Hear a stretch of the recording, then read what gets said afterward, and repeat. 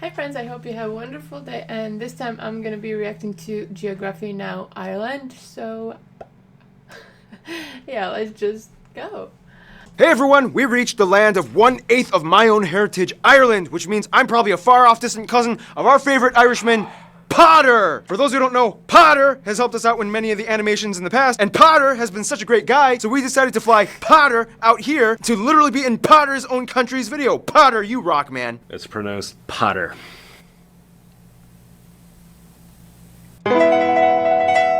It's time to learn geography. So, Potter, not Potter. It's different? No! Too late. I've been calling you Potter for like 2 years now. I'm not changing my Potter. mind. Anyway, we've reached Ireland! And I'm here to correct him if he gets anything wrong. So don't worry, lads. Yeah, that is so true, Potter. So that's what that feels like.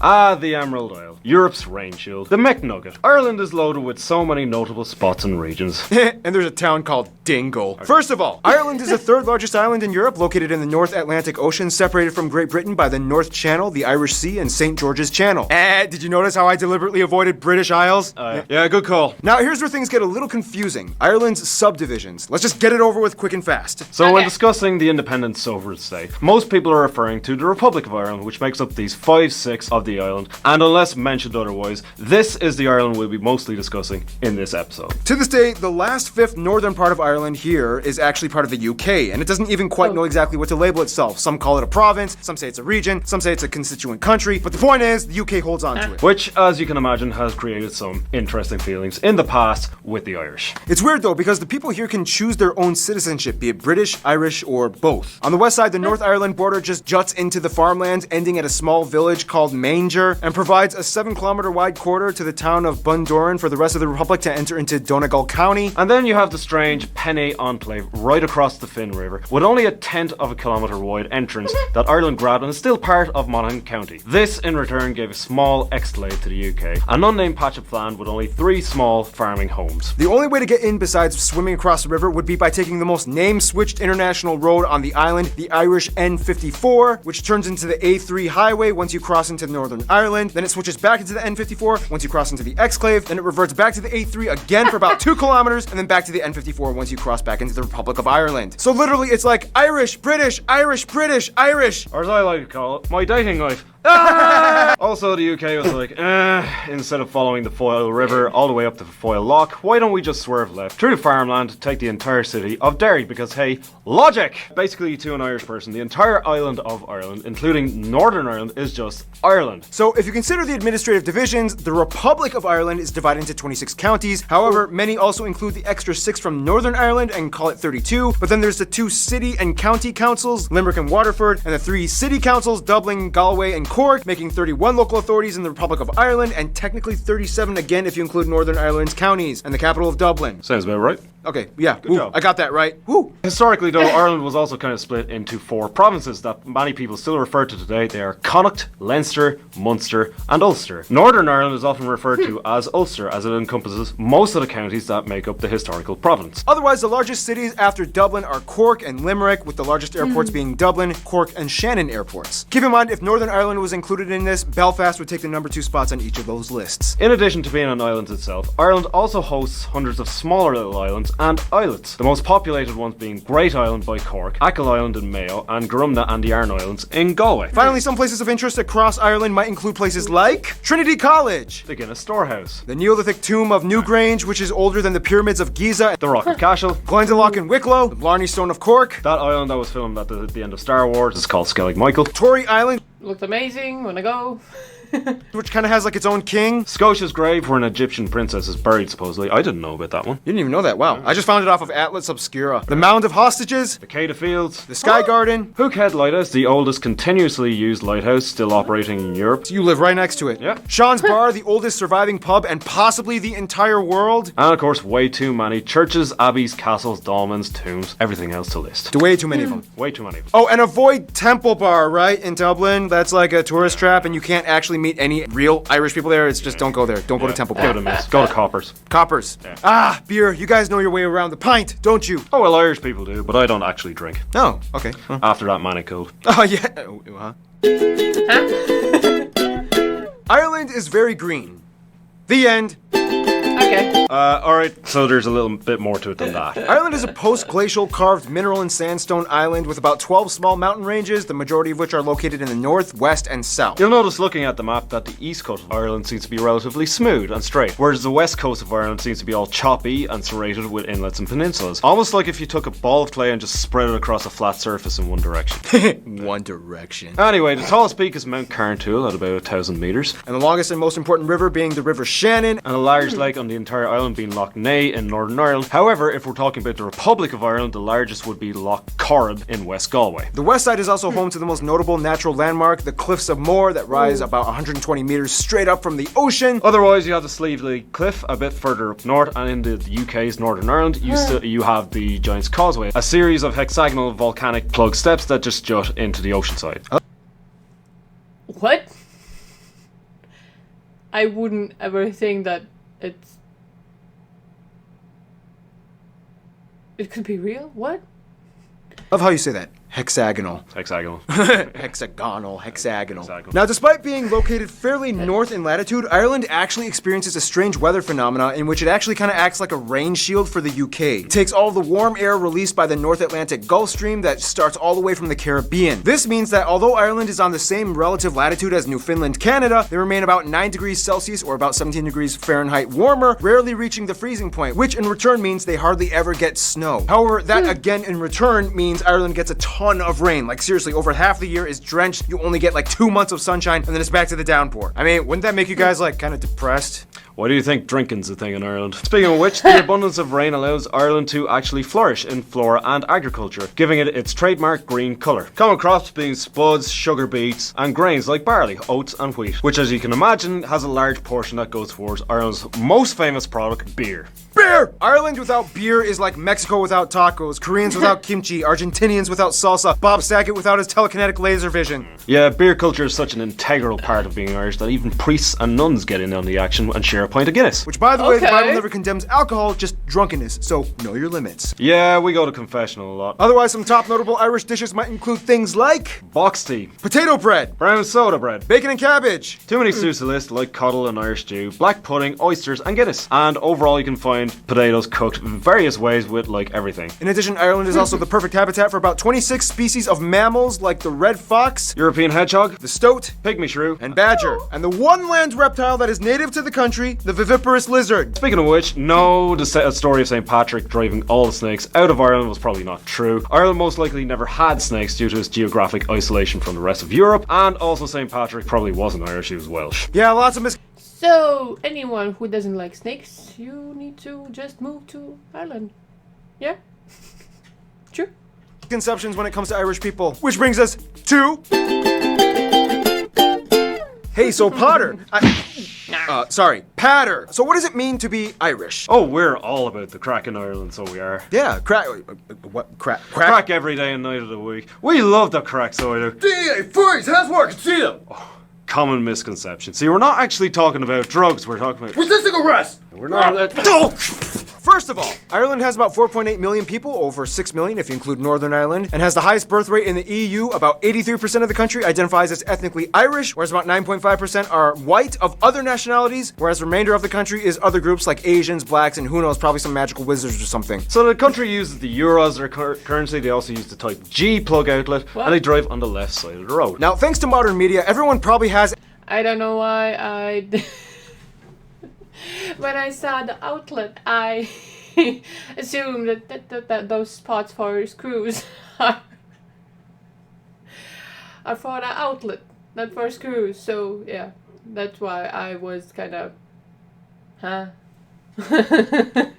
At least a little bit of exposure to the stereotypical Irish culture one way or another, you know, like Riverdance or Leprechauns or river dancing leprechauns. But there's an entire world to the deep-rooted Irish identity. First of all, the language. Technically, Ireland, or at least the Republic of Ireland, is a bilingual country that uses both Irish and English, although English is used far more often than Irish ever is. The Irish language is related to other Celtic-based languages spoken in Scotland, Wales, and to some extent Brittany in France. Just when you thought you were safe after the Iceland episode, Irish comes along and suddenly M and H make a V sound, D and H make a G or Y sound, B, H, and F sometimes make like a W sound. Alright, Paul, let's see you take a shot at saying these words. Alright.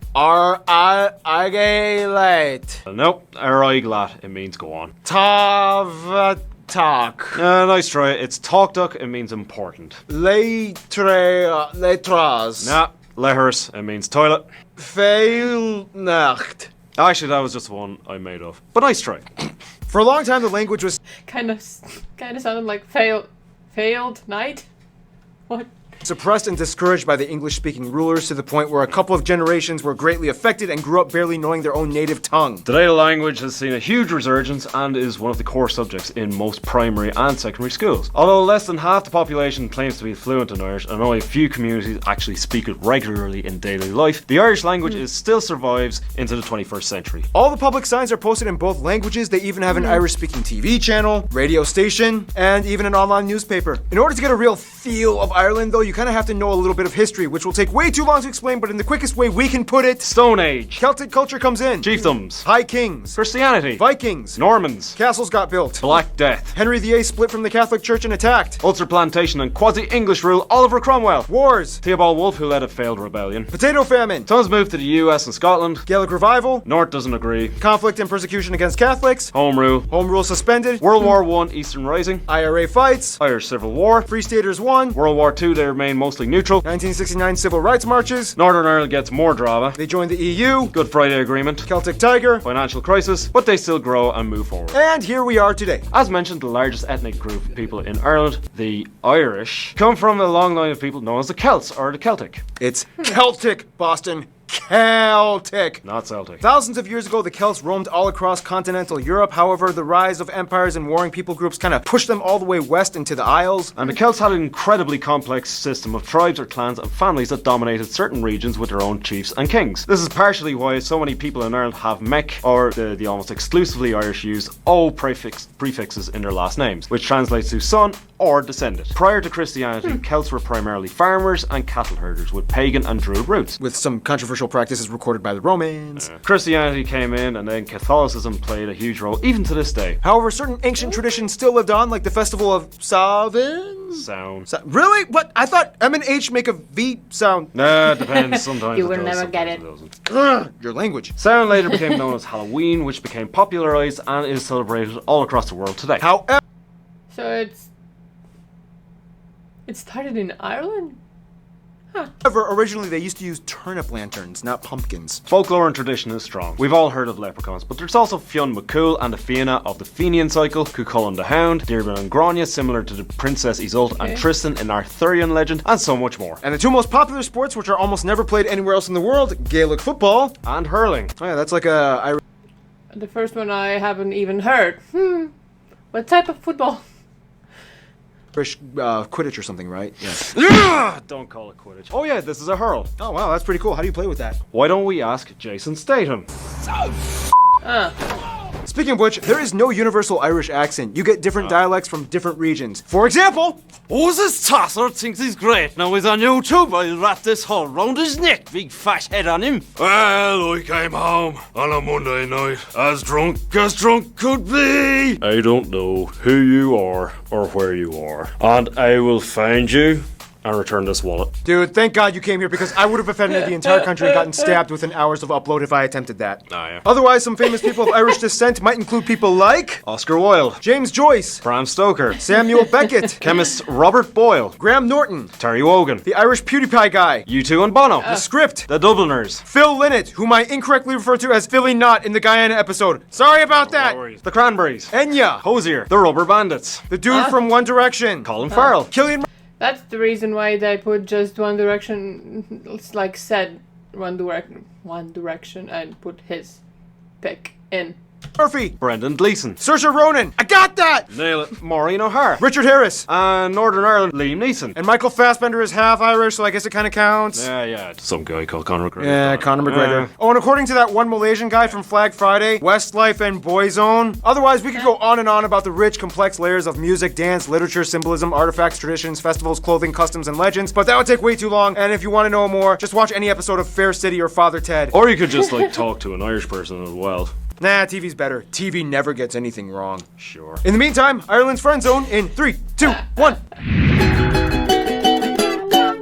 No matter where you find them in this world, you know you're going to be lucky when you find an Irishman. First of all, as an EU member state, Ireland has strong ties to many of their continental neighbours, specifically the Catholic countries, like France and Spain. The French and the Irish have a long history of joining up in the squabbles against the British. And about 60% of students in secondary school learn French. Spain is not only close and does good business, but it's also the #1 tourist destination for the Irish, as about a quarter of their entire population visits at least once a year. Surprisingly, the Lithuanians have been flocking to Ireland since the 90s after the collapse of the Soviet Union and make up the third largest immigrant group after the British and the Polish. But keep in mind, the Polish, they like go everywhere, so it's no shocker. I mean, remember how they made up like 8% of Iceland's population? Now, despite the past drama, Ireland gets along pretty well with the UK. A lot of their imports come from them, and the Irish are an almost integral part of the common British atmosphere, as so many of them live there. And nonetheless, the best friends of Ireland would actually probably be Scotland in the UK and the USA. Scots and the Irish are Celtic brothers that have shared cultures since the beginning, as well as some of the same strifes and struggles. Tons of Irish moved to Liverpool after the potato famine and were generally welcomed by their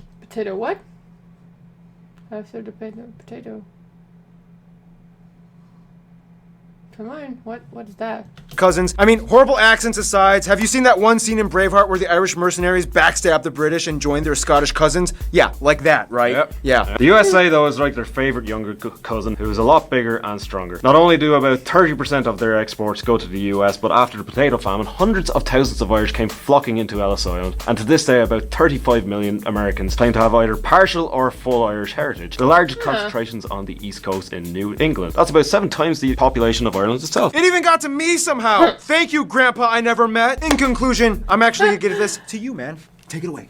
Thank you, Paul. In conclusion, Ireland has had to Conor McGregor its way through war, famine, economic recession, terrible leprechaun rapping, God. and Gerard Butler's horrible accent in P.S. I Love You. Seriously, man, you're Scottish. It shouldn't be that hard. But through all that, we've I don't even know if I have seen that movie. And it's a romance. Like what? managed to be the coolest kid on the block, despite a few emotional issues here and there. We're pretty rad, if I say so myself. Go on, Ireland, you beautiful, drunken mess of a nation, you. And you know what? In honour of your 1/8 Irish lineage, I've decided to bestow on you the title of Kind of Irish, I guess. Here's 1/8 of an Irish shamrock, tied on with a piece of sellotape. Wow. Thanks, Potter, even though I always get your name wrong, so yeah. You do. Oh. Title revoked. No! Okay, come on. We've been through this. Okay, so it's like ladder, but patter, right? Patter, right? Patter? No. Better. That is, Score. Stay tuned! Israel is coming up next. Oh, this is going to be good. Oh my. So yeah, that was interesting, and I really enjoyed how the castles looked. I know kind of would they have made with stones, but kind of creepy looking, a bit, I like it. So yeah, I hope that you did enjoy this video, and if you did, please consider to leave a like and subscribe, and yeah, take care. Bye.